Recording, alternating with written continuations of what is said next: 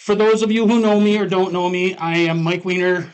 This is my almost the end of my first term as representative for this area. Something that never thought I would get into politics. It's been quite an experience, very learning experience. But He started out with hair. thank you, Lisa. I can't tell you how much I appreciate this job, though, too, because it's challenging, it's frustrating, but at the same time, I truly appreciate the people here more than I ever did before. And that's not just political banter, it's not just, whatever.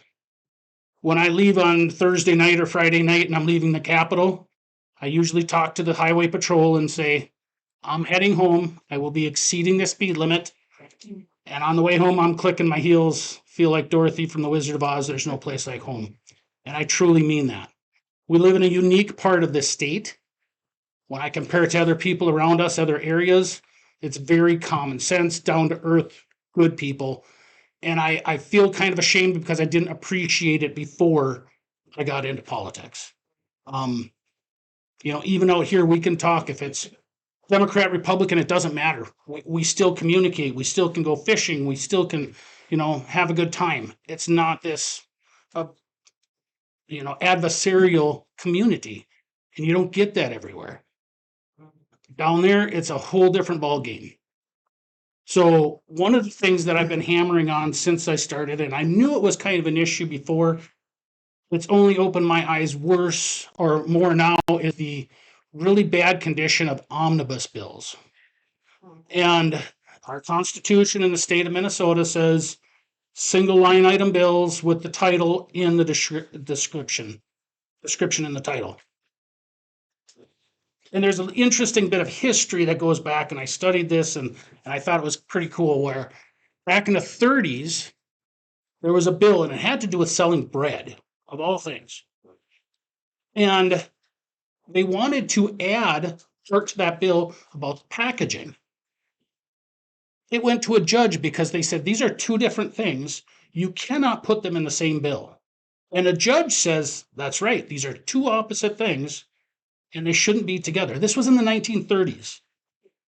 Now we have bills, omnibus bills, that are hundreds of pages long, that in all honesty, by the time they get through all of the committees and then go to conference committees with the House and the Senate, how do you know what's in those bills? How do you know the cause and effect of everything? And you have a short amount of time to even go through these things. That's not good legislation. That's not good legislation, whether you're Democrat or Republican. It's not meant to be that way. The other thing that it really breeds is a couple things. First of all, we have things that we agree on. And if you look at our founding fathers, Madison talked about it, and he said the only legislation that's supposed to go forward has heavy bipartisan support. So we see this in committee, where both sides say, maybe it was a tax thing, I'm on economic development and taxes. Both sides say, this is a good tax bill. And what happens is they say, we're going to lay this over for possible inclusion in an omnibus bill. So now we have things we agree on that we should be putting forth because it best serves all the people in our state. Let's fight about the other things later, but we're not doing that. So when it comes to omnibus bills, and I use this comparison all the time, say you had a thing of water, and it's 95% clean water, but I put 5% poison in there. Would anybody drink it? No. When it comes to omnibus bills, it's the same way. You can have 95% good bills in there, but there's 5% poison that I cannot vote for. That's not the way we're supposed to legislate. And I will keep hammering on this. And I believe it's already starting. There's other people who are saying the same thing. Because in tax committee the other day, the lead, Chair Gomez, a Democrat, said we were told by leadership not to call them omnibus bills. So there, it kind of tells you the Public doesn't like these things. They're not the way we're supposed to govern. It makes for lazy legislation. That's one of the issues that I see. So that's my pet peeve right there, if you will. It's not the way we're supposed to do business. The other thing that I will say is how we do bonding. Bonding is meant for roads, bridges, infrastructure, but it turns into, I will say, a slush fund or campaign fodder. Okay, if you look at the bonding bill, the last session, and I may not have this number right, but I believe it was somewhere about 40% of that bonding bill went to roads, bridges, infrastructure. The rest of it went to pet projects. And it tends to go to projects in areas where the races are more contentious. That doesn't serve the whole state. It only serves the areas that there is a possible win for one party or the other. So I'll pick on St. Cloud a little bit. 75 million was the projects looked at that for that area this year. 75 million. That's a contentious race. Our area will see next to nothing. If we're lucky, we'll see a couple $1,000,000 to help roads, bridges, and infrastructure in this area. So it becomes leverage in races to win races. It's not the way this is supposed to work. Bonding is supposed to be long-term infrastructure for all of the people involved in the state, not just where there's contentious races.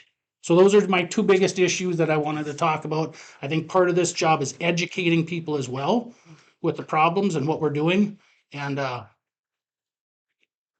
message takes time to get out. So some people are already sick of hearing me say this, but it takes time to gain traction and people to say enough of how we're doing this and make a change. With that, I guess the other thing I'll say is we'll give Steve a little bit of time to talk. I'm probably rambling on too much already. We are recording this. We do a podcast, Drew and myself, and we take Pints and Politics, where we talk about a little bit of everything every week we get together. So when we get to the questions, hopefully the audio picks up, but we might have to rephrase the question. Audio is good? Okay. All right. Steve. Perfect. Well, thank you, Mike, for doing this. I especially want to acknowledge him, and he's one of, I think, few legislators that are really getting out there and doing the education piece and talking to the people and getting the issues out in the open and doing that. And I think that's a big piece. So I appreciate him in his first term, and we need a whole lot more like him.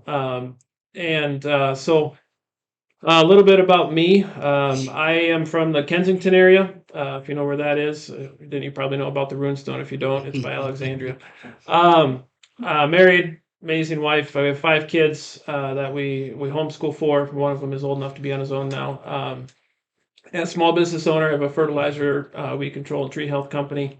And I also work with a nonprofit called Safe Families for Children, and I've done a lot of work as well with Patriot Academy, doing a lot of education. We talk about education. I'm very passionate about learning our founding principles back to our Constitution. We as a people have lost sight of, well, as a government, but we're the people that are supposed to be holding our leaders accountable, right? So understanding how you're going to hold your leaders accountable if you don't know what they're supposed to be doing. How are you going to hold a government accountable if you don't know what that government's supposed to do? If the federal government's not supposed to be involved in that and you don't know it, you're not going to hold it accountable. So that's been an important piece for me. But like him, I've been amazed as we travel around the district, and the people of this are amazing people, and it does not reflect what's going on in Washington right now. It's we're not being represented as a whole. That's not a shot at any specific, but as a whole, I don't think the people of greater America are being represented, and we continue to see our country going in a direction that we all, I think, agree, whichever side of that we're on, that we don't necessarily like. And for me, it's because we're getting farther away from those founding principles. The limited government, a nation that honors God, right? Those principles, those values, has led losing that has led to a lot of losing that moral fabric. John Adams said our Constitution is for a moral and religious people. It's completely inadequate for any other. That goes back to the personal responsibility aspect in the moral standard. And um and again, personal responsibility, that's a big one. We have our politicians that come and say, vote for me, give me your money, I'll go take care of your problems. That's what we hear. Thankfully not from guys like Mike, but that's what we hear a lot of the time.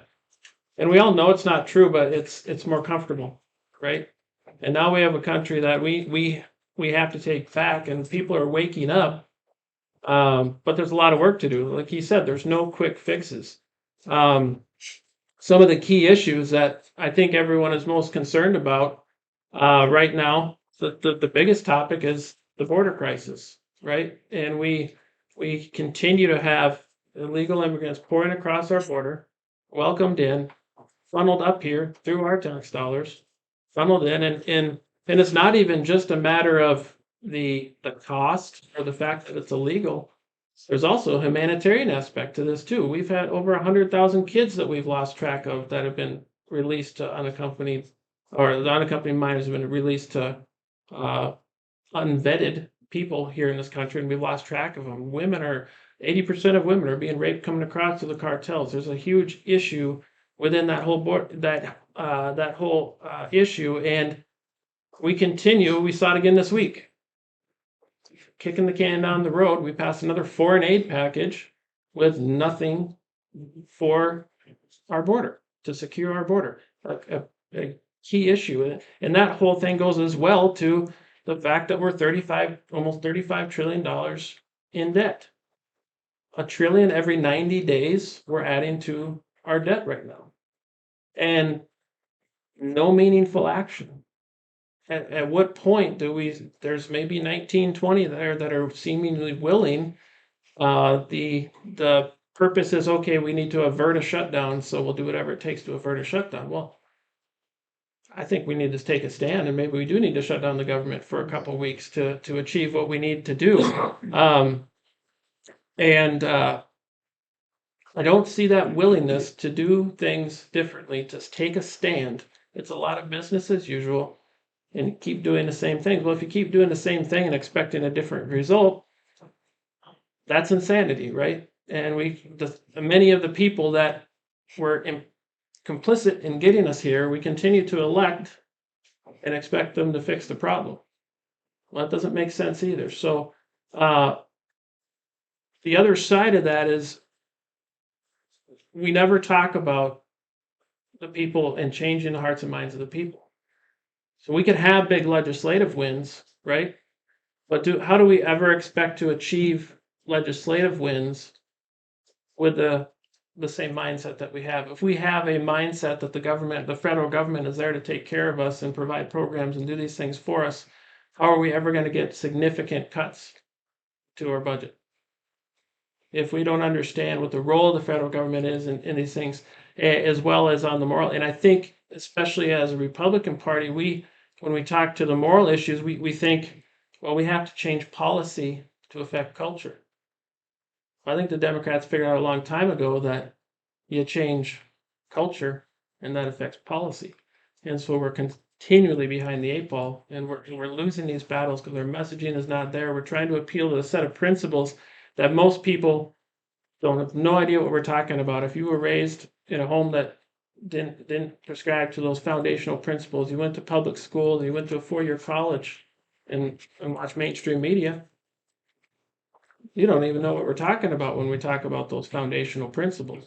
And so there's a big aspect of education. There's a big aspect of engaging more people into the process. And I don't think we're doing a good job with that right now. So twofold: being willing to stand tough on these issues that are immediate needs, and then putting in the work to change hearts and minds, get our young people engaged, get the education out there, and provide a better path forward, because there's no quick fixes. I don't care if Donald Trump gets elected. As much as we need him to get elected, that doesn't fix everything. Electing me certainly does not fix everything. hopefully it's part of the help, but it's not going to be the final piece, right? There's no big bill that's going to save us. We're going to have to put in the work, and that's going to take time and getting us back in the right direction. So I think it comes down to understanding the battle we're in. You can't fight the battle if you don't understand it. This is not just a legislative battle. This is in my mind, a battle of good versus evil. This is a spiritual battle in a lot of ways.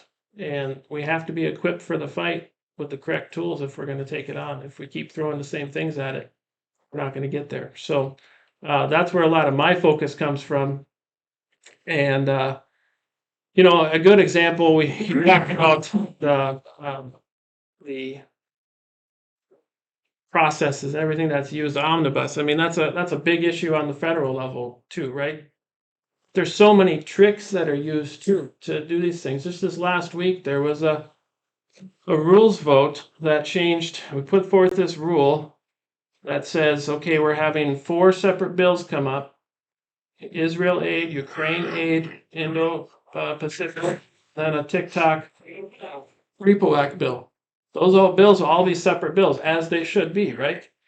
But with this tricky little rule they put in, as soon as those pass the House, they'll get slapped together into one amendment and put onto a veterans assistance bill that got gutted, that has nothing left for veterans, but gets slapped on there. So it's a single debate bill, easier to push through the Senate. And you're going to have senators that are going to vote different ways based on it all being put together. But what that tricky little rule does is allows people in the House to vote for that rule and then come around and vote against funding for Ukraine and vote for funding for Israel to appease the constituents in an election year, knowing full well that they're going to pass and get slapped together and go to the Senate and pass. Those are the types of things that are happening. And so we base everything off a legislative scorecard or a voting record on the main bills. It's these other things that are happening that are dishonest and part of political games and are playing with our future and our kids' future.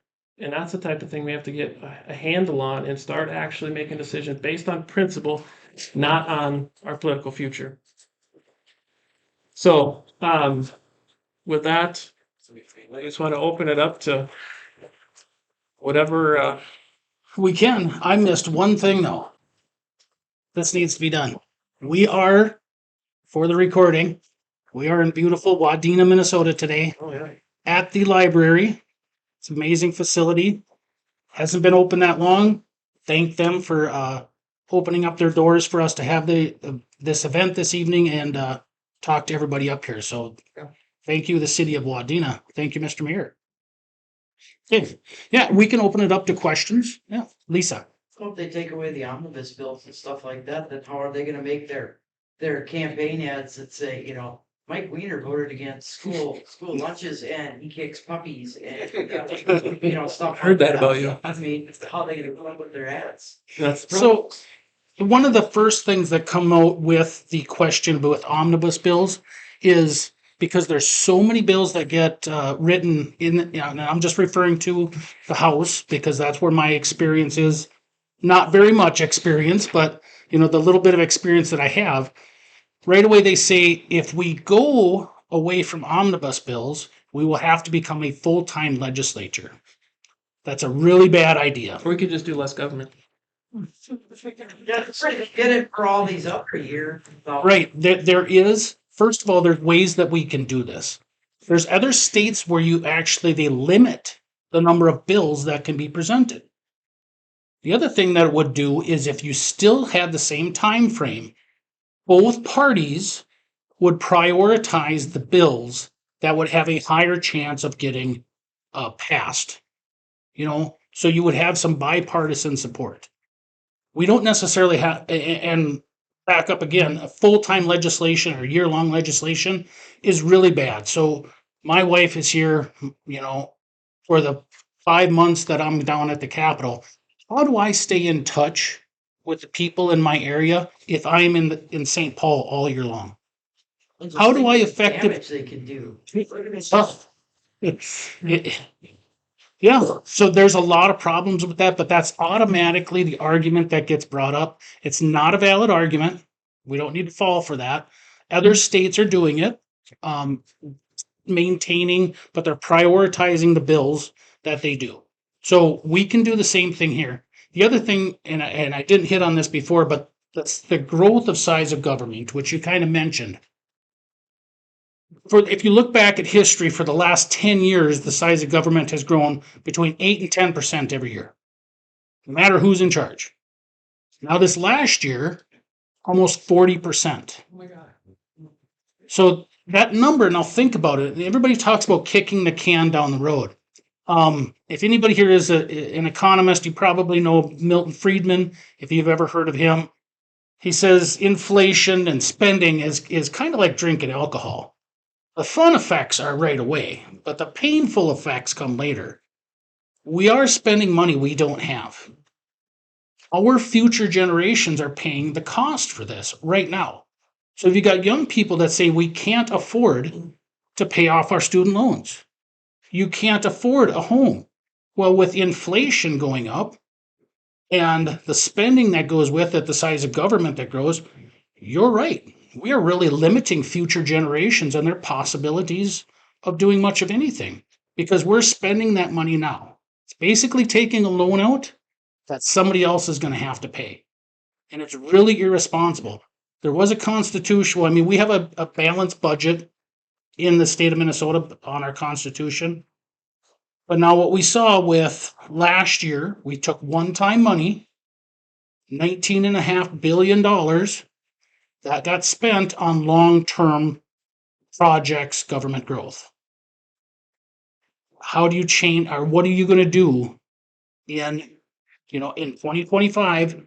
The Minnesota Management and Budget Office has already said we are in a structural deficiency.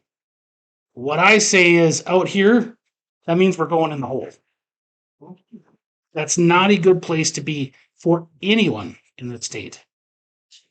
You cannot maintain that. If you own a business, can you spend your profit margin for the next 2 years without knowing how much you're going to have to add that cost on to next customer that's coming in.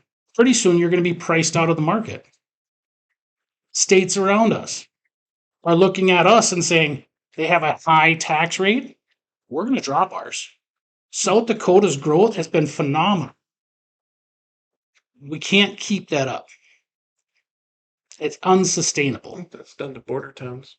Yeah, I tell Exactly. all the time. I said, you want to know the difference between a Democrat-run state and a Republican-run state?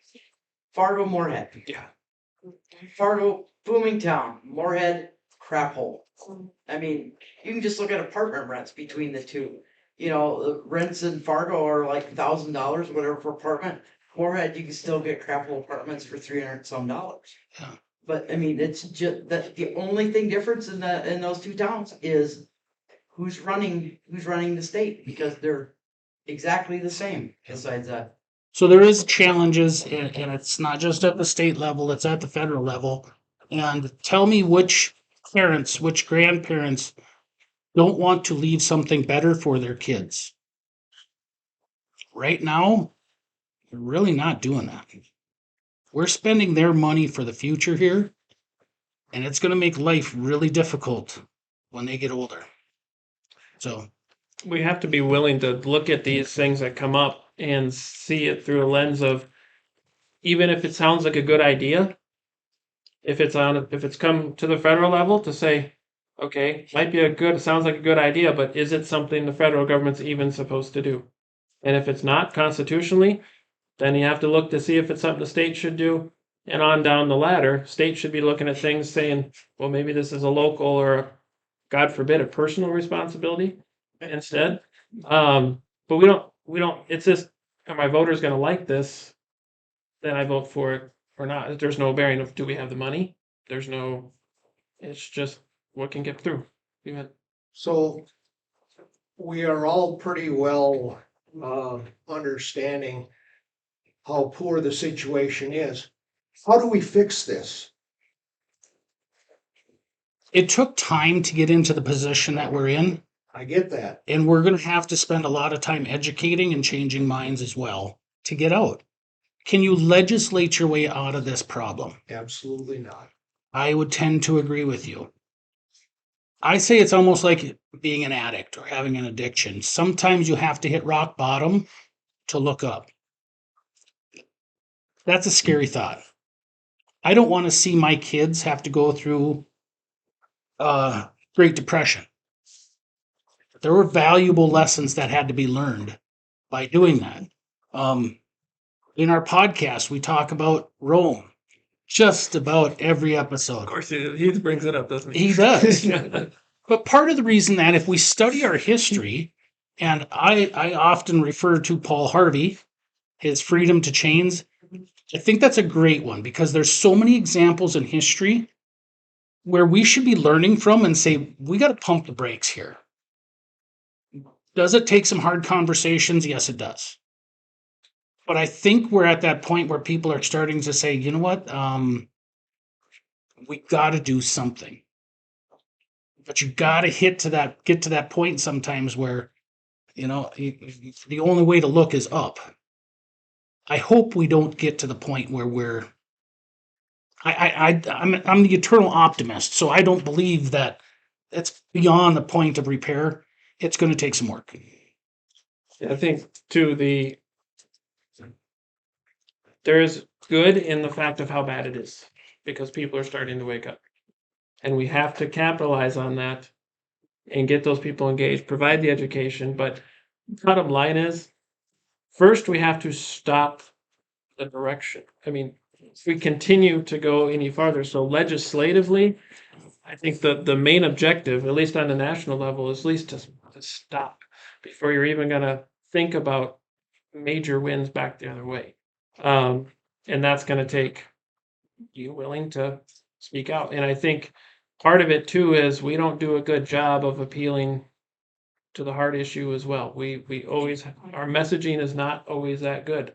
A lot of American people have been conditioned to think by feelings. And we're going to have to do a better job messaging these things to get them on board to understand what needs to happen, talking about the real future and how it impacts their kids and their ability to do these things, and how people are being affected. I referenced it when it comes to the border issue. We have to do a better job in messaging, and we have to be willing to take a stand and have a backbone and say, no more. Quit entertaining some of these conversations. Sometimes we just need to say, no, that's not even the conversation. We're not even having that. That's just plain wrong. If we're talking about transgender, whatever, it's just wrong. We're not going there. When it comes to the border, no, we're not doing anything else. We're not funding anything else until we fix this issue. Until we're willing to do that, it's just going to keep moving in that direction. So there was a group in my office not too long ago that I typically would not come and visit a conservative person. And we sat down and had a good conversation. And they said, basically, if you can do anything, just don't pass any bills next year. You're like, no problem. Well, and that tells me that both sides are looking at this, aspects of both sides are looking at this and saying something needs to change. And I believe that's a positive thing. You had one there. Sir. Oh, you made a couple comments. Talked about the possibilities here and there as to whether federal, state, local election came down to push lines. All right. I'll reference that.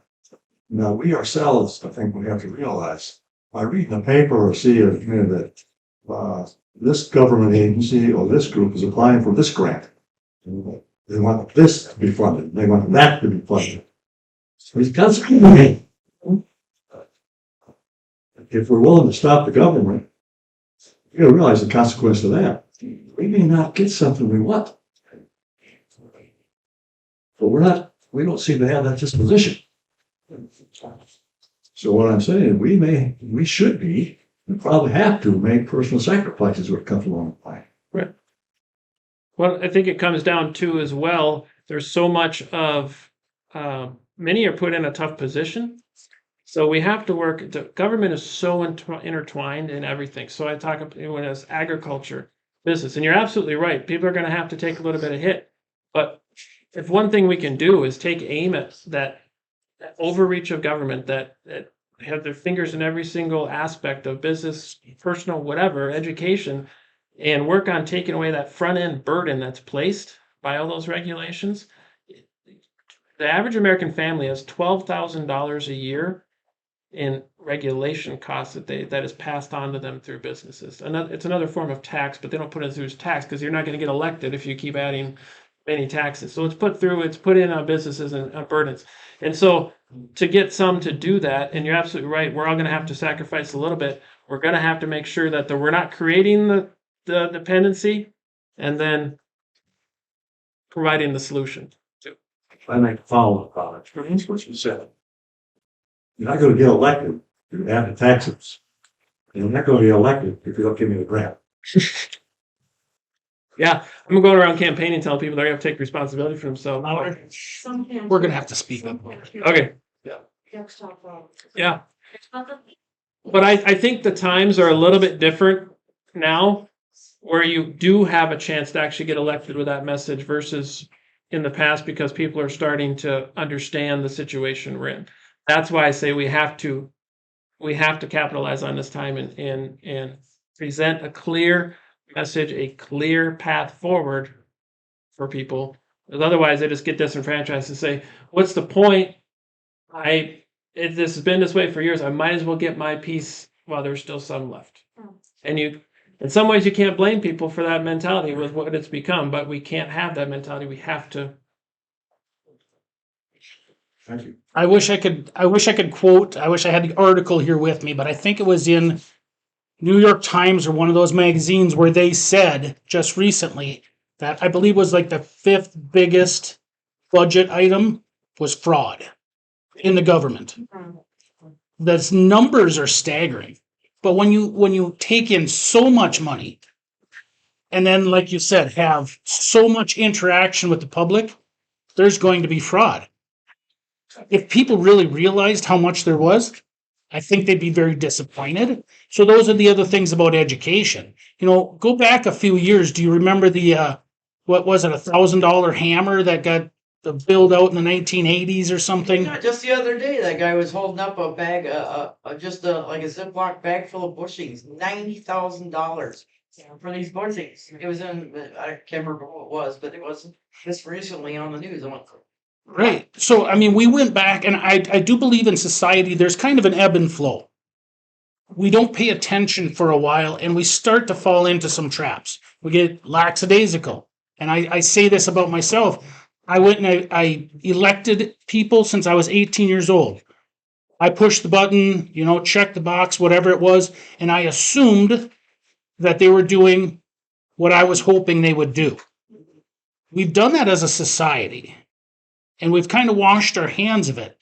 And I think that people are starting to pay more attention, because you have to get, like I said, you have to hit that point where you go, look, my paycheck doesn't go as far. When inflation is another, you mentioned $12,000 in regulation, but I think in the United States, inflation is eating up another $10,000 to $11,000 of your paycheck, or your budget for the year. Once those numbers, when times are good, we don't have a problem with spending a little bit more. But when things start contracting and we go, I can't hardly pay my bills, what's going on here? Then we start looking around and saying, we have some issues. So as a society, as a nation, are we getting to that point? I believe we are. Is it going to be a little bit painful? Yes, I believe it is. But there again, I believe that for our future generations, we have to start looking at this and saying, we need to make some corrections here. So I will pick on the baby boomers in this room. I often hear, my time here is short, that I'm almost at the end. I don't care what happens. No. We need, I'm going to say, the experience of age with the youthful exuberance of younger generations to get through this. We need that help. Nobody can check out for the sake of our society, for the sake of our country. Nobody can wash their hands and say, I'm done. It's your deal now. We all need to work together. Mike, You know, Steve? I would like to talk a little bit, or have you guys talk a little bit about getting people to vote. Because what is the percentage of people that didn't vote that could have made all the difference that we needed to make? It should be a celebration. And it's been talked about making election day a holiday. There used to be, if you go back and study your history, election day, people came out, they had barbecues, they had parades, it was a big event. This was your voice in politics, and it was huge. We've gotten away from that, and we've kind of said, if I get done with my work today, I'll go in and vote. I had family when I was running for office that said, did you win? After the election, they said, did you win? And I said, yes, I did. And they said, well, we were combining. We didn't make it in to vote. That's my own family. So we don't take it serious enough.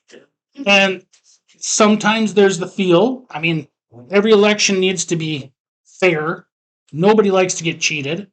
And when we look at other countries, what they do to make sure that their elections are safe and secure is way different conditions than what we do. So 46 out of 47 European countries, voter ID. It's required. They went through massive fraud in the 70s, 80s, and they said, we can't keep doing this. They changed their rules. Mail-in ballots. Way more strict requirements than what we have here. That's got to change. Locally, what can we do? There's been individuals who have said, and we do like a parade. Drive around with something in the back of your truck saying, today's, vote today. Remind people to do it. We should make this locally a celebration. We should have the mayor out there saying, get out and vote. I'm going to pick on George. He's standing in the back.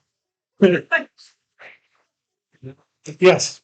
I believe it's every person's responsibility to make sure our friends and neighbors vote. This is bottom-up government.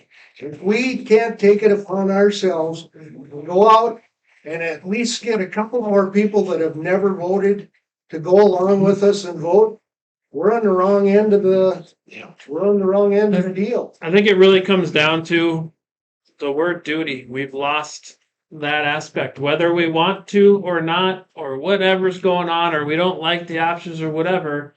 We have a duty. Our founders understood the concept of duty, and we shouldn't have to. Frankly, I don't even love it on election day when we say don't forget to vote. I mean, yes, we want people voting, but if you don't know it's election day, I can guarantee you didn't research your candidates or do anything about know who there is, and then we just start voting for letters next to names, and that also got us where we are right now. So we have to, I believe, put in the work a lot earlier. We talk about caucuses and getting people to caucus. It's like 1% of people showing up to caucus, if that, depending on the community. And so people need to understand if they don't like showing up in the general election and going, why'd I even bother? There's no one good on the ballot. Well, you could have had something to do with that if you would have showed up back in caucus, or you'd have got involved here or there. Or I don't like what's going on in my township. Well, it's pretty easy to get on the township board these days, I think, if you really want to. I think it's pretty, and so that aspect of understanding, again, we're not teaching in our schools, so we're going to have to put in the work, doing things like this, to get people together to talk about the issues. But even outside of that, look around the room. There's no young people, right? You're not going to have. I'm sorry, there's not as many young people. I used to like no young people being here, so thank you for being here. Gen Xer. Thank you for being here. But I should rephrase that. There's never a lot of young people at a meeting like this. And if you have young kids, except Nathan, where he brings his out, with him, you're not going to drag them to a town hall meeting. And so, like our campaign, it's like, okay, what do we do? How do we get them involved?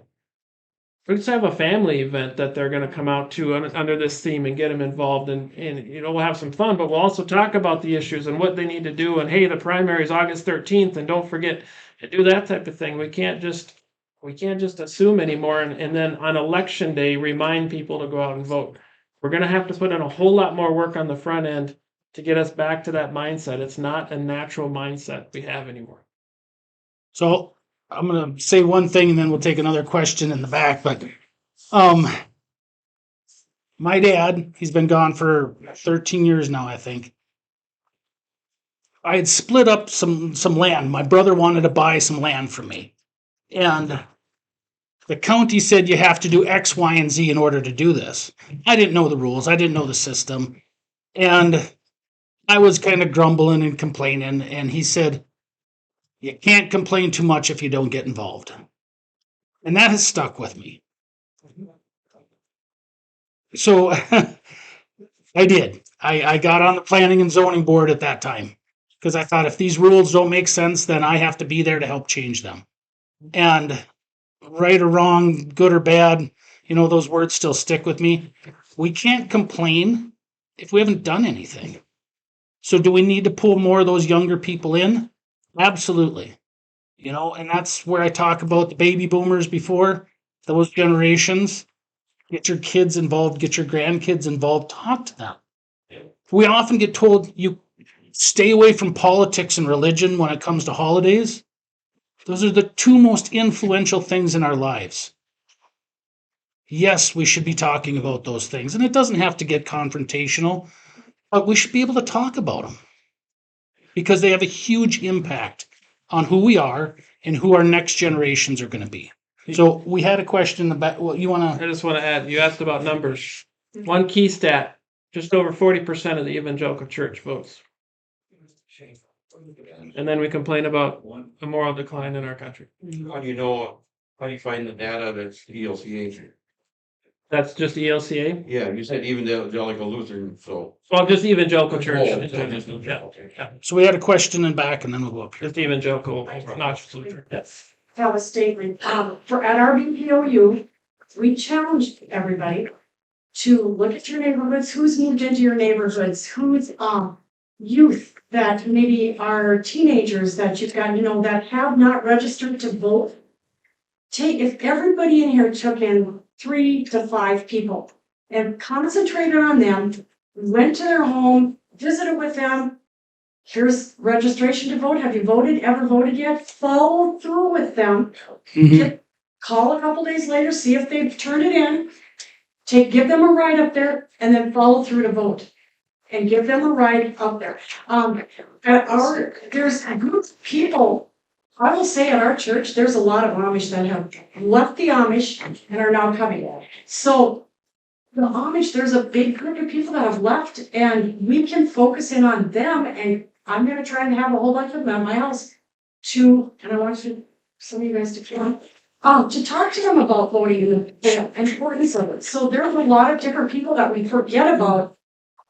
Elderly, maybe they've moved into the area that, nursing homes or whatever, their families have placed them here, but they live somewhere else. Focus in on all these people and take them. 4 people So in your wing. I like listening to Jordan Peterson. I don't know if you've ever heard of him. He's smart. And there was somebody that was interviewing him one time, and he said something to the effect of, how are you going to change the world by doing what you're doing? And he said, I don't have to change the world. But he said, if I can change it for one person, think about that. If we can affect one person's life in a positive way, and sometimes it's a minor statement, they stop and think about it and they go, this makes sense. We don't even know sometimes the effect of the words that we have, but we need to be more encompassing. I mean, we need to talk to people and have sometimes those friendly disagreements. That's what a society does. It's not always a bad thing to disagree, but it's always a bad thing if we don't communicate and we just hold resentment and problems, and that just makes a bigger mess. Mike, I need to have you tell the people, I'll never forget what you said at the very beginning about the mindset of people saying that our vote doesn't count, it's all about the cities. Yeah. And so tell them the statistics of that. Well, The numbers are stark. We hear it all the time. We can't outvote the metro. That's not true. That is not true at all. So we often think that, yeah, I'm trying to remember the numbers. If you just look at the last election, there was about 300,000 people that never voted just on the Republican side out in greater Minnesota. It's huge. And we do. And we have this metro, this urban rural split that's going on, which is not healthy. It doesn't serve any of the people in this state. So how do we get over that? Yeah, we need to have some conversations. And it's difficult at times. Where there's going to be some disagreements. There's disagreements in lifestyles. There's different disagreements on how to spend money, financing, all of these things. But we need to have those discussions. When we went through training as freshmen down at the Capitol, they sat us Democrat, Republican, Democrat, Republican. And I said, whether we were in the majority or minority, I would treat people the same. You just do, When we got to the Capitol, people we had broke bread with 2 weeks before didn't even say hi in the elevator. The problem with that is it doesn't serve any of the people in the state of Minnesota when we do that. Because if I can't talk to somebody that wrote a bill, and I'll use one, came up recently, catalytic converters and copper wire getting stolen, right? Trying to get legislation through that would kind of stop that from happening, and more record keeping and permitting and stuff to do that. Well, guess what happened? As soon as they did the catalytic converter, it affected our local businesses.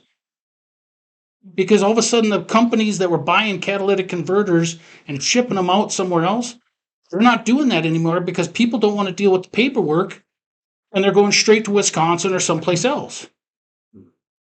So I have to go to the person that wrote the bill, that Democrat, and say, look, this has a negative impact on us.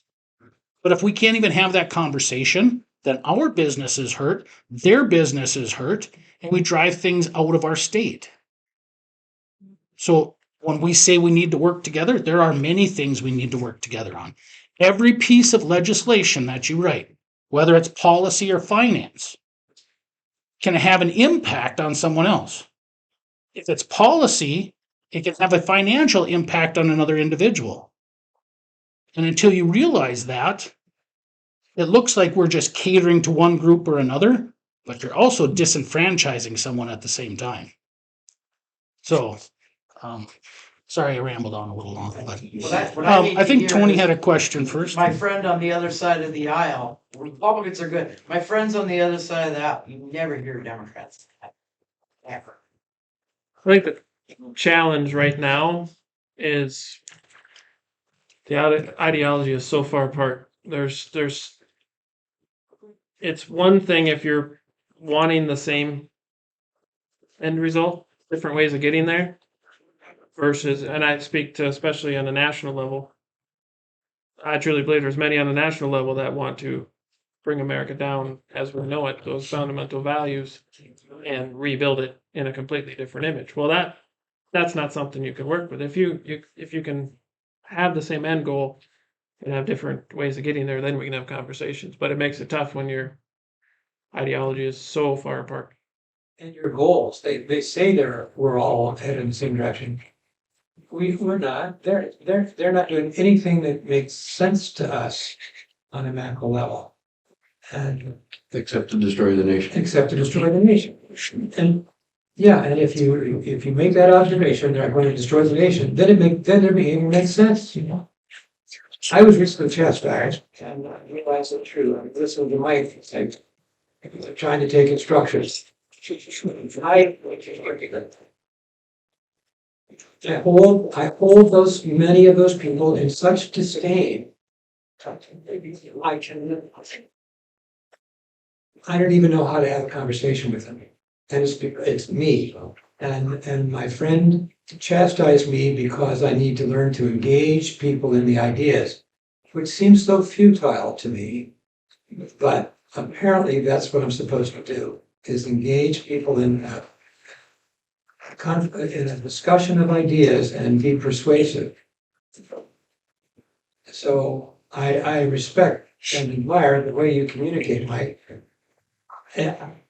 perception is that you guys are very decent and civil and genteel. I don't see it on the other side. I'm sure there's some exceptions, but flapping in the wind is what it feels like. Best illustration I can have for that is I'm extremely passionate about life, pro-life. And if I have someone that is pro-choice but never wants an abortion to happen, we can disagree on whether it should be an option or not. But if we both don't want one to happen, him and I, or her and I, can work together on prevention type things. Better options for adoption, support for women, whatever. But if there's a person that celebrates abortions and wants to have it and wants to make it as accessible as possible and go to the moment of birth and just thinks it's the most wonderful thing. I mean, there's literally people that celebrate these things. And that's if there's no point in really having much of a conversation as to where we're going with that. Then you're just going to have to win the battle. So that's kind of how that lines up for me. I would say for any conversation to work, both sides have to be willing to listen and to talk. Now that doesn't happen all the time. And And there are different ideologies, absolutely. But we got into this position where we become so polarized because we haven't talked. Okay? And some of the things when we talk about education, Because we haven't talked. well, I'm trying to let that sink in. yeah, there are some. Well, If there's you no look at- compromise anymore. If you look at our country, and let's just talk about the abortion issue, or, yeah. I mean, even the pill in the 70s, as a whole, our country was against. And we've got to this point now where it's viewed entirely different. But we stopped talking about it probably by about the 1980s. This was the law of the land. So if I can't articulate why I believe these issues are good or bad, then how am I ever going to change anybody's mind? So now when it comes to a society, its growth depends upon a positive birth rate. If a country is not growing, it's kind of like in a business. If you're not expanding, you're dying. We have a negative birth rate in our country. And I don't think most people realize how detrimental to a society that can be. But we haven't talked about it. Most people are still, and there's a lot of the educated elites, I'll say, with the Malthusian idea of there's too many people on the earth. But if you look at the population and the numbers, especially the forecast going ahead another 40 years, potential for a decline in population is staggering. I talked about those baby boomer generations before. This is how I like to explain things, or this issue. 30% of our population in the United States is that baby boomer generation. 330 million people in the United States, give or take. That means almost 100 million people are baby boomers. Statistically, not trying to sound cold, men live to be 73 years old, women 78. That means statistically in the next 10 to 15 years, we will lose nearly a third of our population. Think about that. Think about your small town out here when every third house in the next 15 years could be sitting empty. That's a stark number. It's a stark image. So why did we start doing this? I tie this back in with that negative birth rate, and look at China. They said one child policy. Now they've gone to 2 and now 3.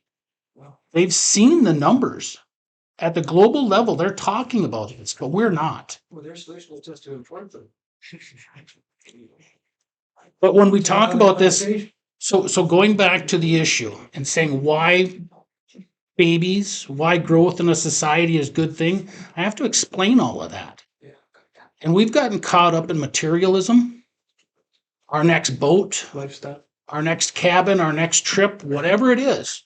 And that's more important than the next generation. I disagree. If we don't leave anything, if we don't leave a children for the next generation to come up, it's bad. It's bad for any society. But we have not talked about it in those terms. We haven't discussed it. Some people don't want to have kids. Your choice. God bless you. But as a whole, as a society, actually need a positive birth rate. We don't have that anymore. Wait, are you, like, is that across the entire population?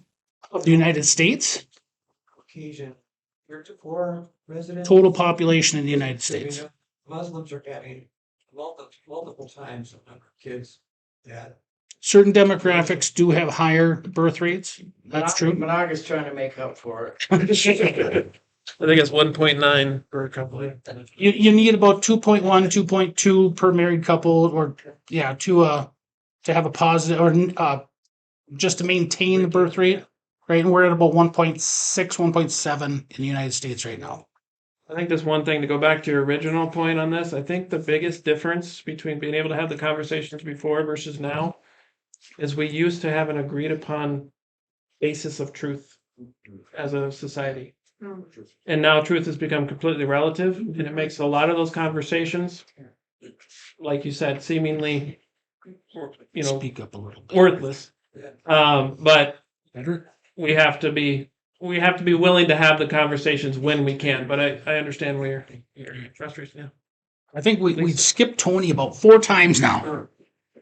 That's all, that'd be you. I'm sorry, Neil. No, I've had more than my share, but I have to share a frustration that I have as one of these evil baby boomers. I would really like to do something before we check out. What I find frustrating is Tina, Amy, Michelle, all of these people give us email blasts at the end of the week telling us what it is they did to us.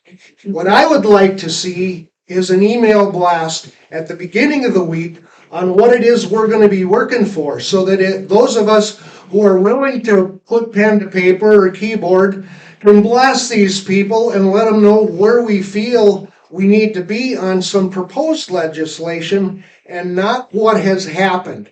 And I find that extremely frustrating, and I don't know if there's a spot where I am not going, where I can get this information, or if my elected officials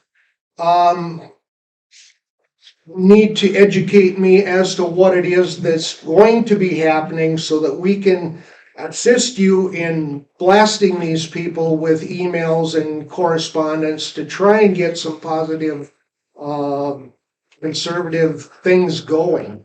I couldn't tell you much on the federal level.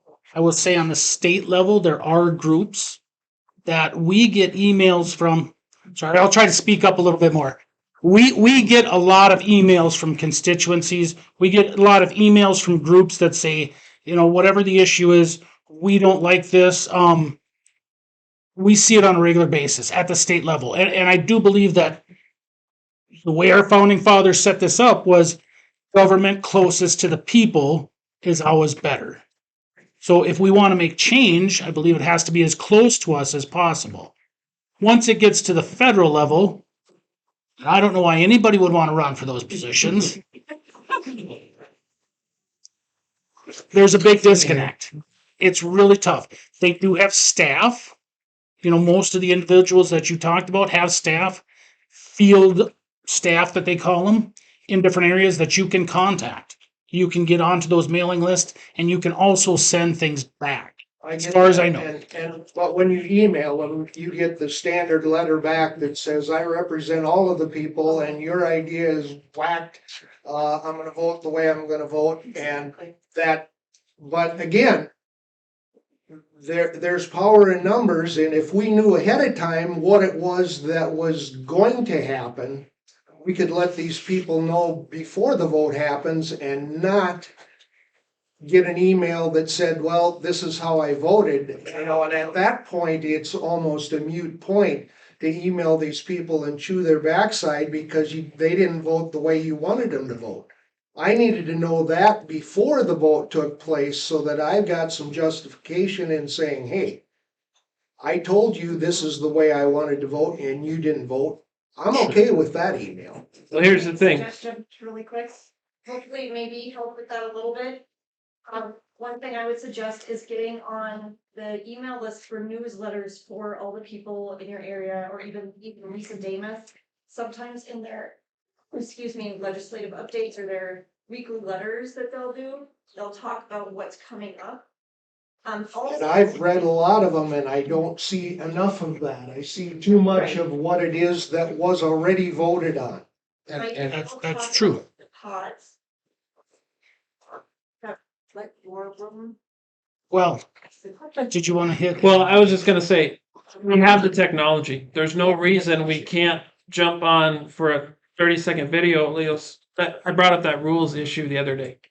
Someone in that rules committee could have gone on there and said, they're trying to pass a stupid rule. Put your pressure on the legislators in this rules committee right now. You got Twitter, you got video, you got all these different things. So on the key things, we can and should be doing that on the federal level, especially. But I think the other side of the issue is the sheer amount of legislation we're throwing at all times, right? I mean, so I understand. yeah, so I think you would have to be selective with the key ones. And I actually think, especially on the state level, they've done a much better job with this latest round of legislators. I've been kept informed a whole lot better between you and Nate Wiesenberg and some of, Tom Murphy, those guys. They've been getting things out there better.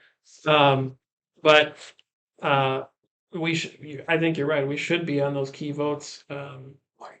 So you can subscribe to committees and they publish ahead of time what's going to be heard in committee. Well, I know I tried to get on government websites and look at versus legislation that is coming.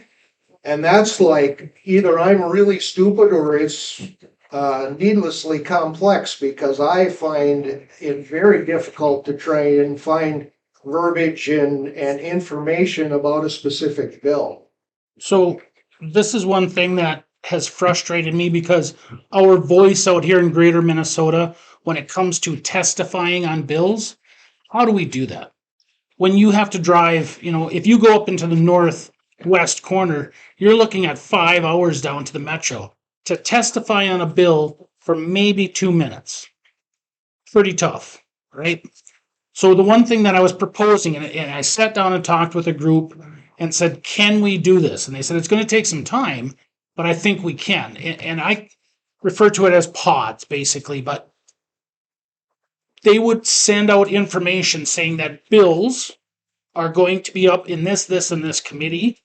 And then if you want to testify on those, you work together with a pod. So say it's out in the Senior Citizen Center out here or at the library, and you get together and you can say, I want to testify on this bill. Maybe it has something to do with environmental or hunting or whatever. And you get together and do the Zoom thing because then you can testify in front of those committees. Your voice would have more of a voice because right now, who gets to testify? It's either lobbyists or it's the metro. So we really miss out. But if we start setting this up where we say, okay, you would have to have email addresses and you basically say, these are the big things that are coming up in the next week. If you want to testify, get together at your local library, senior center, whatever it is. This is going to be the testimony or the testifying on this bill at this time. And then people can get together and do that. So then you could be basically in that committee giving your 2 cents worth in about an issue so that people's voice gets heard down there. We don't get enough of that, unfortunately. Then they can call you a bigot over Zoom. And I'm okay with that. I would like that. Want the opportunity to be called? The other issue then is the sheer number of bills, like you said. How do you keep track of everything? It is difficult. Well, to your point, you go to read it and it's like, oh, this is 300 pages. I don't have time. I want a synopsis of what this really means from someone, right? I mean, because Mhm. to be able to know what's in it, and a good example was with this year. I think they killed it, but trying to make a license to paint your own house. Oh, You know, Well, just for Yeah, I did too. example, Tom Murphy sent, our church a letter on the, religious exemption for the new transgender, that right. is now open to virtually every Christian church in the state of Minnesota. Again, this letter was after the legislation was passed, and he's asking us to write letters to Melissa Hortman and, the Democrats that already passed it. Mhm. And it's like, yeah, that's a really good idea, but I think it would have been a better idea if we'd have known ahead of time, so we could have email blasted Melissa and the group before the vote Mhm. and, put a little fear of God But as hasn't it it been were. brought up 3 different times, the amendment? In different committees and then on the floor? On that particular issue, Yeah. yeah, it has to go through a series of committees Right, to so get to the floor. So, I thought maybe, he might right. need to hear that, cause I don't know when he got the email from Tom Murphy. Well, Because at committee, they voted it down and then. how many of us understand how that system even works? Right. Exactly. You know? How many committees are there down in the House? Right. Well, I think there, somebody's gonna hate me for this, but I don't know for sure. I think there's 26 different committees. It covers a lot of things.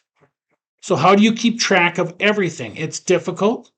That's why you'd have to have more of an organized information center and then the opportunity to testify on those bills. Because I do think that our voice in greater Minnesota is not heard because of that, but we need to educate ourselves. We need to educate the people a little bit on how this works. Last year with charitable gambling is a prime example with the pull tabs and e-tabs and that they're in that committee. I'm trying to remember. I think there was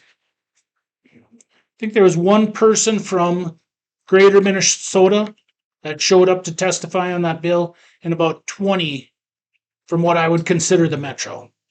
Is that equal representation? I don't believe so. So there's the education part of this job, and then the next step is changing how we're doing it. And it takes sometimes new people to go, what's going on here? It's like raising kids. Sometimes my sons go, Dad, why are we doing it this way? It's the way we've always done it. It's not always the best answer, I'm going to harp on personal responsibility a little bit again, because I think legislators have been conditioned to think it's not worth reaching out, trying to get people to put the pressure on or call a church to say, hey, you guys need to do this, because no one was stepping up. No one was speaking out. No one was getting involved. And so they felt like we just got to do the work, right? I mean, and so there's been I think a renewing of people wanting to get involved, paying more attention. And so there's going to have to be a little bit from both sides, like us maybe pushing a little bit and saying, hey, we want to hear what we actually will do something this time. I promise, and then the legislators having a responsibility to communicate better. But it's hard to blame legislators, especially that have been there for a while, for not feeling like it's maybe worth their time to reach out and try to get a bunch of involvement from back home. Because I don't think until recently we've had much of a mindset of it on a large enough scale. I am to be skeptical too, but a lot of times I think when they can email us with something that's already happened, they can use that to either fund off of or come back to their constituents and say, yeah, we really tried, but we couldn't get her done. And had it been up front, maybe it wouldn't, but it would sure be nice to have the opportunity to try and affect change from this side of the aisle. Yeah, we need legislators that want accountability. That'd be a good first step. Jason? Well, I just want to say, so this area, we're really conservative. But if we don't pay attention to our children, this area is not going to be really conservative. Because, well, we started homeschooling, but when we were in the public school, when Trump was running for election, we had to every day have a discussion with our children because they would come home from school with why you had to vote for Clinton instead of Trump because Trump's this bad person and Clinton's doing this right. So, and I'm sorry, if your kids are going to the public school, they're supposed to respect their teachers. So if they respect their teachers, they're going to believe their teachers. So as parents and grandparents, we need to have that discussion with our kids going, okay, what did you learn today? What do we need to talk about so that, because we don't just have to train conservatives, we have to retrain them conservative and actually have the discussion. And as a parent, as a conservative parent, the one thing I did like about that was it really tested my belief system. Because the best way to know you believe what you believe is to go up against somebody that doesn't believe what you believe. And if you waver, maybe you're not so convinced on your beliefs either. And so I do, trust me. And then listen to learn. I don't care if the person you're arguing with and debating is dumber than a box of rocks.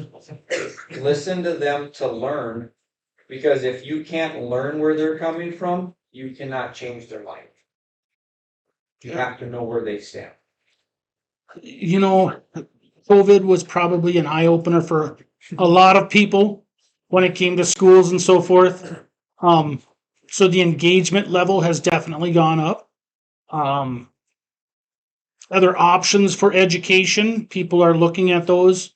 You know, statistically, even inner city schools and parents who are sending their kids there, I think it's something like 70% would like to have the money follow the students and school, options basically.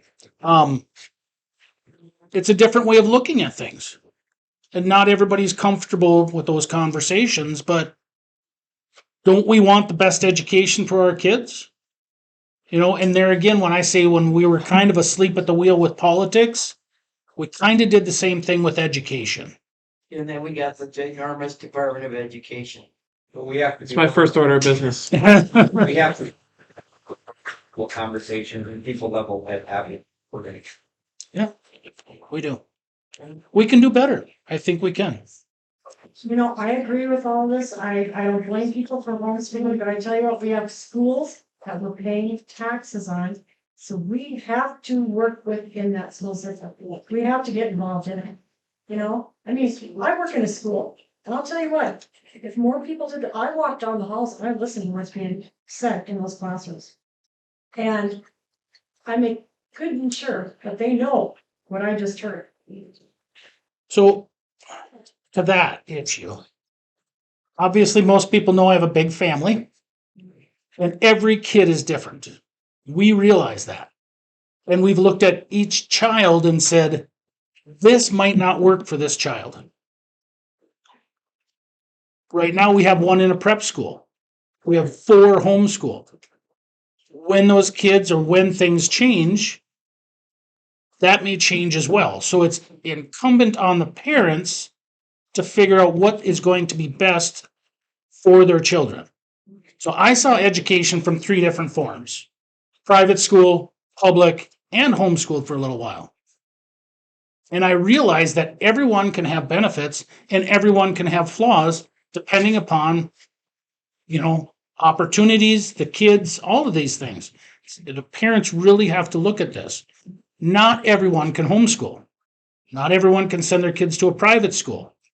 So when you create an environment where competition is part of it, you know, I agree. it can change how public schools function. It can change how private schools function and even homeschooling. So I will not say that public education is the worst thing or it's got to go. I don't believe that because it's not an option. Say you're a single mother, a situation like that where they're just struggling to get by. They may not have the funds to put their kids into a private school. They may not have the time to homeschool them themselves. You know, they may need that option for public school, or there's other issues that come up. I want the best education, and I think everybody does. So we need to look at that. I think it was in the 1970s where the Department of Education was started. At that time, I think we were number third. I think we were ranked third in the world as far as education. We have spent billions of dollars. And I believe we're at 34th or 37th right now. Can we do better? Yes, we can. The answer is not lowering the standards so that their test scores pass. We keep lowering the standards. And one of the things I think we really need to do with our schools, and this is what I'm trying to find, and I know it's more of a state level, but I will tell you, like I said, on the federal level, if I can get rid of the Department of Education, I promise you I will do everything I can to get rid of that. But there's still good teachers in the schools.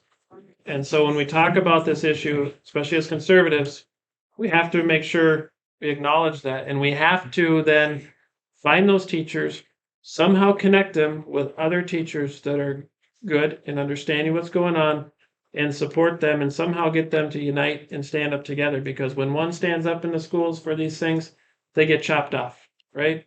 So when it comes to, going after the unions, those types of things, but we have to find those teachers, support them and unite, because there's a lot that are staying in there for those kids. They understand the problem.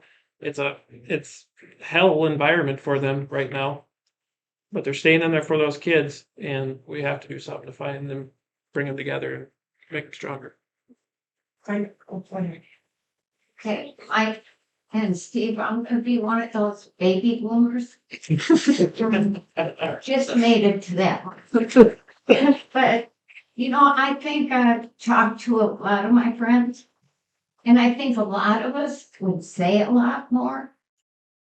But we don't want to spend our last years in prison. It's a scary thing. We don't know what could happen, because we see it happen on the news all the time. You wouldn't say our Department of Justice would come after political enemies, would you? I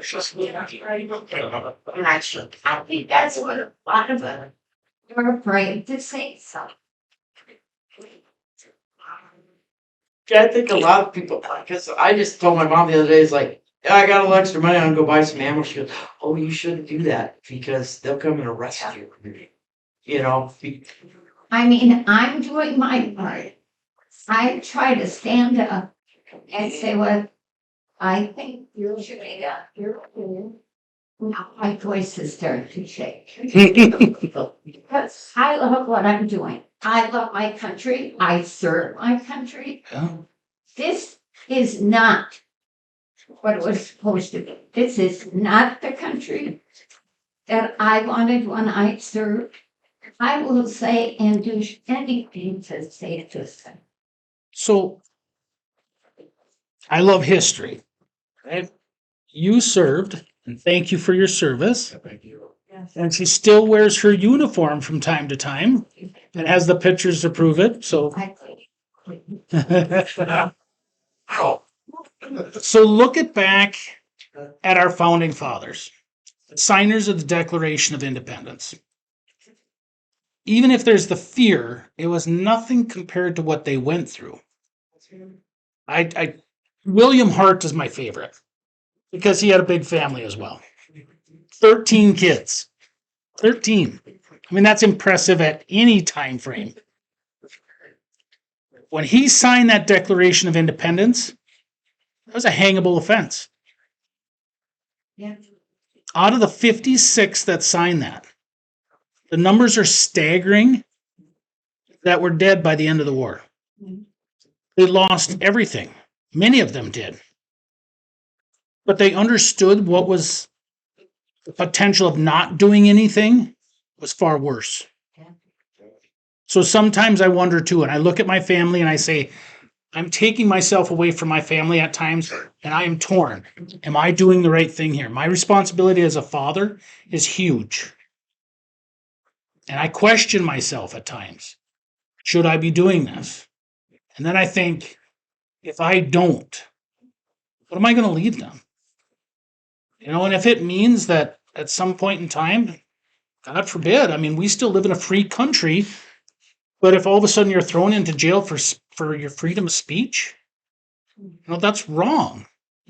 But if I don't fight now, what do I leave them? Yeah. I mean, it's worth the risk. The battle is there. The time is now. I'm here. I have to do what I can, no matter what the outcome. But I have to try. And I can't be afraid of what might happen. I have to make sure I fight for what's right, no matter what the challenges are. Yeah, you'll see on all of our material, pretty much all our material, the John Quincy Adams quote, duty is ours, results are God's. We have a duty to do no matter what. We have to leave some of those results, all of those results, in God's hands for two reasons. Not only the fear aspect, but also we can't be putting all the burden of the results on ourselves too, because then we start to make compromises to try to make things happen. So that took a couple of different ways. But again, thank you for your service. And I think we have to get past just the token thank you for your service. It needs to be said. But if we really want to honor veterans like yourself and any others in the room, we're going to do what it takes to preserve the country that they fought for and gave up and saw their friends die for and gave up so much for. If we're going to actually say that we honor their service, that's our job to do that, to honor that service. Because this is not what we have now in this country is not what they gave that sacrifice for. They wouldn't, I don't know of any of them that would do it over and give it up, but we have to do better to actually honor that sacrifice. And we're not limited to our founding fathers. If we want to go back to biblical times, there was none of the 12 apostles that died of natural causes either. I think there was one. There was one. I stand corrected. He died. 11 out of 12 ain't it? Sacrilegious. I just say, we're both working very hard. And there's a lot of people in this room are working very hard at this. Your children will rise up and call you blessed. Because they will look back and I'd rather see somebody working hard. I know it's difficult. It's difficult on a lot of us. But they will rise up and call you blessed because they'll look back and see you'll leave a legacy for them. That's why I want. So. I like it to say. Yeah, leave a legacy. My mother and father left a legacy for us. Oh, and what ultimate judge are you serving? If our ultimate judge is other men, then that fear can come in. Right.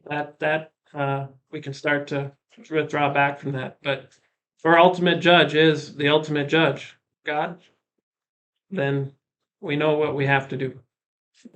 Sometimes you have to look the bull in the eye and back them down. Because I'm going to tell you guys, I'm going to be real honest. My first choice is not running for U.S. House. This is not my first choice. But What's your second? it's not my second. But I'm willing. But I'm willing. Maxine? I was gonna say, if we want our land to be healed, we'll have to do as God has said in 2 Chronicles 7:14. And he also says who he's waiting for to straighten up their ways and what we have to do. So we all have to get a look at 2 Chronicles 7:14 and see what God expects before he'll heal our land. Good. Anything else? Well, if anybody wants to get involved, Wadena County BPOU meets the fourth Tuesday of every month at the Wadena VFW. So if you do want to get involved, and we do have speakers and all kinds of information and stuff, please come to the meetings, or Brett wants Todd counties. Second Thursday of the month. Okay. Thunder Lodge. Hubbard County is the second Monday of the month. Involved, we've had people from other countries come and talk that live in this area, come and talk to our group, and I'll tell you what an awakening. They are here, they're fighting for America too. They love America. Because of what they came from, they don't want to see that happening here. So talk to some of those people, get them involved, and we've tried to get them involved in ours. So Otter Tail County is, oh wait. Go to one of the surrounding counties. I knew that was coming. so that's a good place to start, is the BPOUs, but school boards were mentioned before too. The education is huge. City council, even your local township meetings. You'd be surprised how many times there is no one at your township meeting. I usually made it to the yearly one for the 2 townships where we have property. And you'd be maybe 2-3 people would show up at a township meeting. Right. Yep. Maybe 5. So get involved, because that's, like I said, government closest to the people is the best. It's the most efficient. Yeah, even Wadena County Commissioners meetings, you go there and there's like nobody there. Right. Oh, why did many townships give up voting in person and go to mail-in? I am very grateful for the Wadena County Commissioners. They have listened to us. The last year there, they said, please tell us, because we sometimes do not know how people feel, because they don't come. So. And if You talk about getting the word out and stuff. Wadena County Commissioners sent out a letter. The resolutions, the flag Yep. and sanctuary state. Yep. They publicly came out and said, we're not in favor of these. Todd County, I believe, did the same thing. The city of Sabika, a couple of weeks ago, sent me a letter and said, we put forth these 2 resolutions, and I called them up. That's the voice of the people. I appreciate it. I think more people need to do that. I will add too, if you have leaders, whether it's locally, state, national, that don't want you to show up and don't want you to speak out, that's your first indicator they need to be replaced. That's right. But when we have those resolutions, when we have that leadership, we also need to give them a pat on the back for what they're doing. So we had a couple more. I think you were next. Okay. You mentioned sanctuary state. I was wondering what Minnesota's plan is as immigrants are getting kicked out of other state homeless shelters, wherever they're being housed right now, and they're probably starting to bus them more towards other states. Is there a plan in place as to what to do with the people coming until legislation goes through? Even if that legislation went through or doesn't go through, there's already places in the cities that are housing border crossers, illegal aliens. So we're seeing that already.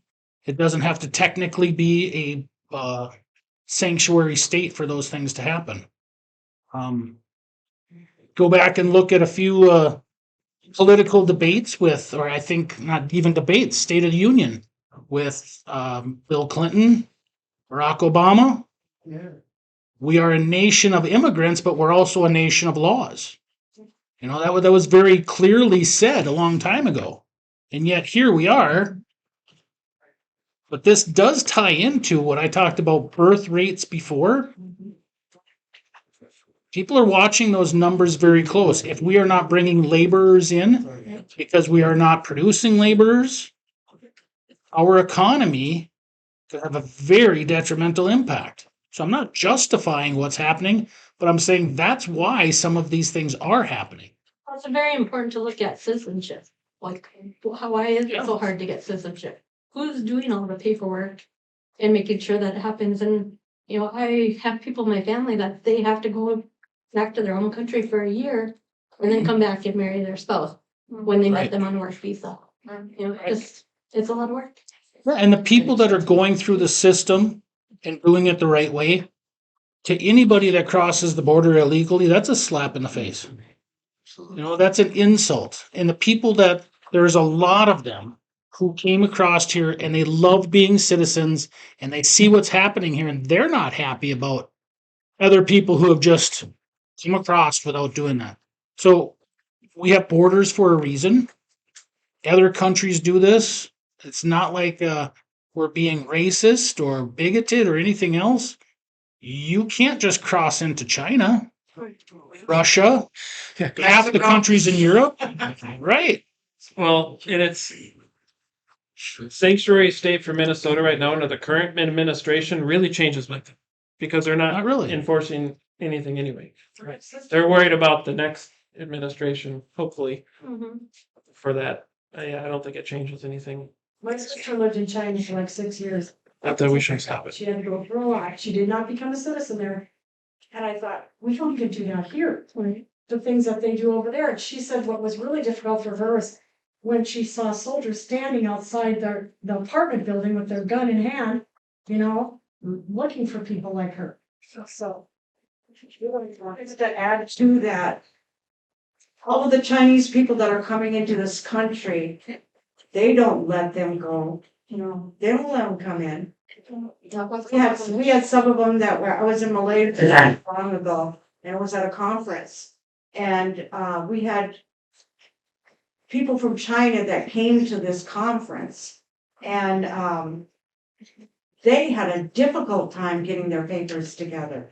And they're coming in across the border down there. They don't let them go. They just don't let them go. They're sending them. Or to it. I let this poor guy talk for. Try not to make it sound complicated, but you know, local offices are, you know, considered nonpartisan, you know, and it's a public. But it says it not here that the DFL has a monopoly on it. That's just what can be done to change that. Seems like they have a monopoly on it. Even though they're nonpartisan. I think we need to restore importance in those positions in the conservative Republican mindset. We focus a lot on our president races. We focus a lot on our state, federal races. I think it's because we don't hold government as our highest value as we shouldn't. But it goes back to that duty mindset again, where, you know, if we're going to get involved, we're going to go to the big time, but we got all these other things pulling at us, our business, our families, or whatever. We have to reestablish that importance again, because I don't think we hold it as important as we should, and understand where we talk about the government should be, if we truly understand our Constitution that we hold dear as conservatives, understanding the decision should be made as close to the problem as possible. We've let it get top heavy. We've been just as complicit in it, I believe. I like the idea of only so many bills a year. Yeah. That is in place in some states. Well, I'll add to that too, Dan. I think what we've allowed to happen on the federal level is we allowed federal to get so involved down locally that we don't allow anything to fail anymore either. So we continue to mask the problems through federal money. And so we don't see the problems on our local level as quickly. If they were allowed to fail, we could be like, these guys are completely destroying our community. Get them out, because it's a lot easier to get someone out locally than it is on a federal level. So someone needs to turn off the spigot on the federal level, which will help bring light to what's happening on the local races and get people more involved too. I think we've seen a little bit with school board, because it was so illuminated, masking all those types of things in schools. People started running for school board. We haven't really seen that as much on city council and county commissioner as much, because those issues aren't as out in the open. It takes that visual. I remember when the township was responsible for services, for helping people that needed help. I remember sitting at a town board meeting, and they talked about buying a guy a car because he didn't have a car, and giving him some money, and gas money and stuff so he could get around. It's amazing if you get the opportunity to go look through some of your township records, books, and see what they had. It's amazing. Widow and orphan fund, this money, it was, That's old stuff though. I know, but that was taken care of locally. Yep. Because government closest to the people is the best. When your township supervisors took care of the education, the little red schoolhouses, roads and bridges. If you had a problem, you could go to Neil or Ed or whoever it was. He was your neighbor. If there was money missing, it was pretty obvious, so you were responsible to your neighbor at that time, and it ran pretty efficiently. I know we're going long, but this is actually a passionate thing for me because a good illustration currently, my business was relatively seasonal, so I would do work with group homes in the winter, doing maintenance in their group homes. And one of the things I enjoyed about it is I took young men from the group homes with me out to do the work. I was doing maintenance work, construction work, stuff like that for them. And they would come along and I'd teach them job skills and get to know them, and they'd get them out of the house and have some value. I'd get to know them, then they'd go get a job finally at the grocery store or something like that. And they would come back. One man, a young man I can think of specifically, he would come back. He'd go, Steve, I love it. I feel really good about myself. I'm doing great. My manager said I'm doing great. And I just love being able to go out and work and contribute. I said, great. What's your next step? And he said, well, they wanted me to be an assistant manager, but I can't do it. And I said, well, why not? Well, if I work more hours or make more money, they'll kick me off my benefits. So I have to just keep being the bag boy and doing this. Otherwise, I'll never be able to survive. They kick me off my benefits. That's what happens when you have the decisions made way up here versus on that local level. Someone local level could have said, that young man's working, he's working towards something, and we can help him continue to move on without using even that language that the social workers would use, saying, you're going to get kicked off your benefits if you work harder. Just that mindset. Right.